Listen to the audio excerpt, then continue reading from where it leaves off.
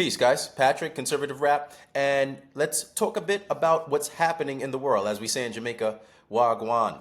As you know, there's a big, beautiful bill that has just passed.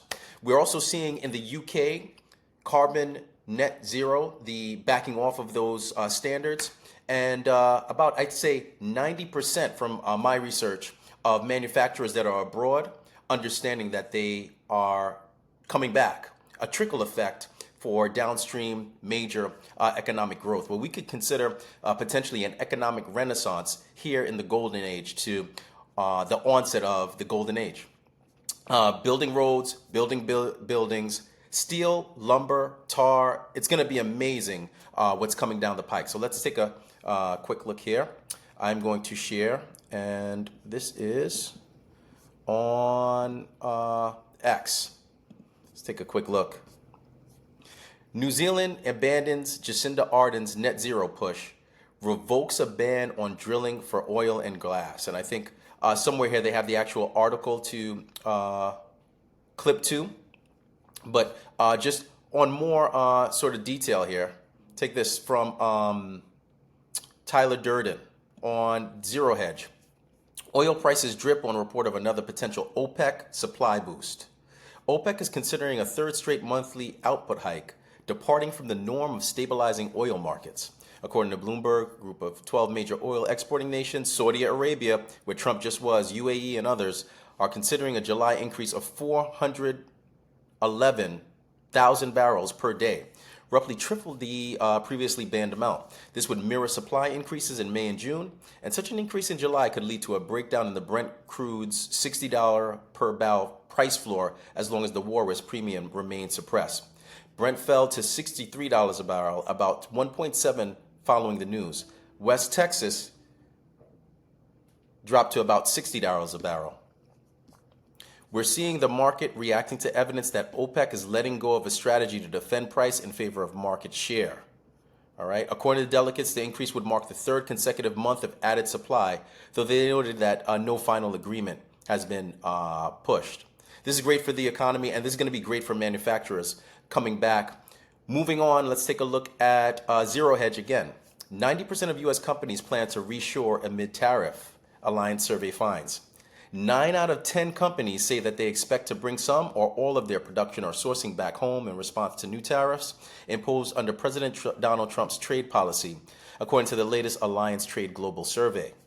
The survey, published May 20th, hints at an acceleration in reshoring efforts as U.S. firms adapt to the tariffs, as Trump pursues a global trade reset to boost domestic manufacturing and correct what he says are decades of unfair practices by other trade countries that put the U.S. at a disadvantage.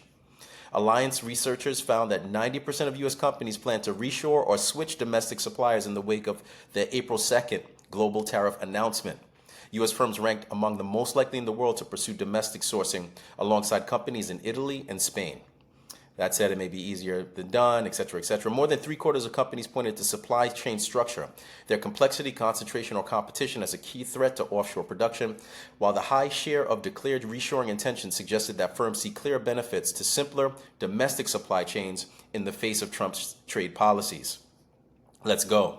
Once the taxes come down, once the companies move back, the construction jobs, think about the plants, the roads, it's all going to be an amazing sort of synergy and exponential effect here in America. And just moving back to X, here is Stephen Miller. I like his viewpoint on what you may be aware of. Every single Democrat just voted against the largest middle-class tax cut in history. Breaking, the big, beautiful bill has officially passed in the House with 0 Democrat votes. All right, talk about, exposure. It goes to show you they don't want Trump to be successful so bad that they're willing to, one, expose themselves and put us all in detriment. It goes to show you their mens rea, I guess, in a sense. Also moving on to X, I love this. Bannon's War Room put this out. Russ Ford, we're going to send up recession bills. We have a $90 billion package of Doge cuts almost ready to go. Why the delay? Because the House actually wants to pass it, and we've been working with House appropriators to get it done. So check this out. In terms of what's the substance of what the credit ratings have said over years is, look, there's been no success towards moving the structural debt and deficits from mandatory savings. We think we accomplished that. But to your point, your question, we believe that the tariffs are a part of this. The tariffs are happening right now. Yes. Everyone thinks the president's negotiating these bills. We are on a current glide path right now for $3 trillion over 10 years, notwithstanding how the reciprocal agreements end up. That's based on the things that are in place right now. That we are seeing record levels of tariffs, and they are coming in to the extent over 10 years of $3 trillion. We are going to send up rescissions bills. There's this meme out there that we're not sending rescissions bills up.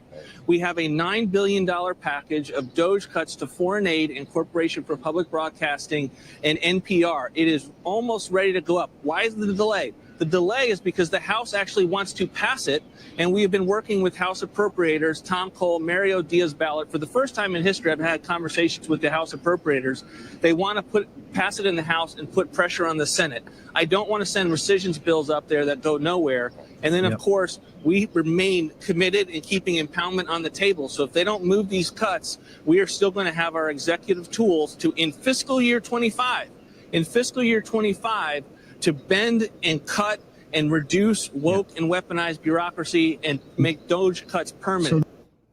Amazing. Again, guys, this is just the beginning. We're not that in terms far of what's into Trump's administration.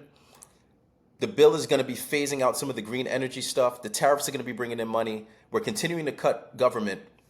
Ultimately, we're going to be less reliant on the Federal Reserve, so we won't have to borrow currency. Slowly but surely, we'll replace this sort of borrowing mentality that we've been on. It's almost like a home if you think about what Trump is doing. The gold cards for immigration, the energy sales. It's going to be an economic renaissance, and Trump has the ammunition. He's rebuilding the home of America for a more wealth-oriented pattern. So these creditors, these money launderers that rely on us and our taxation, their days are numbered. People are waking up.